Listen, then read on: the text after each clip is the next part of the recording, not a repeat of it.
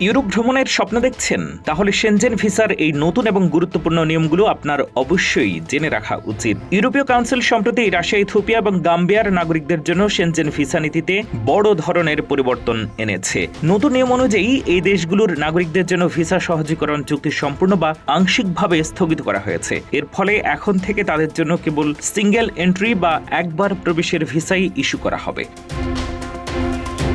শুধু তাই নয়, যেখানে সাধারণ শেনজেন ভিসার স্ট্যান্ডার্ড প্রসেসিং সময় 15 দিন, সেখানে এই 3 দেশের নাগরিকদের ক্ষেত্রে এখন সময় লাগবে 45 দিন। তাই ভ্রমণের পরিকল্পনা থাকলে অনেক আগেভাগেই আবেদন করার পরামর্শ দেওয়া হচ্ছে।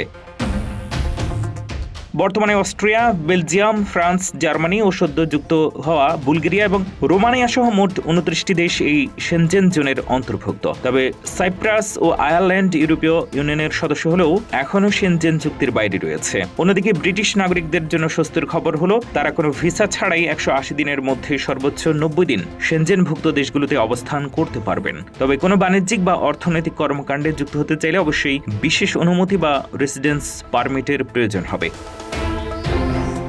মনে রাখবেন, শেনজেন ভিসা পাওয়ার কোনো স্বয়ংক্রিয় অধিকার বা গ্যারান্টি নেই। ডিরেক্ট অথরিটি বা দূতাবাসগুলো প্রতিটি আবেদন অত্যন্ত সতর্কতার সাথে যাচাই করে। ভিসা পাওয়ার মূল শর্তগুলোর মধ্যে রয়েছে ভ্রমণের উদ্দেশ্যে স্পষ্ট এবং গ্রহণযোগ্য হওয়া, পুরো শেনজেন জোনের জন্য প্রযোজ্য ন্যূনতম 30,000 ইউরোর ট্রাভেল হেলথ ইন্স্যুরেন্স থাকা এবং ভিসা শেষ হওয়ার আগেই নিজ দেশে ফিরে আসার দৃঢ় প্রমাণ দেখানো।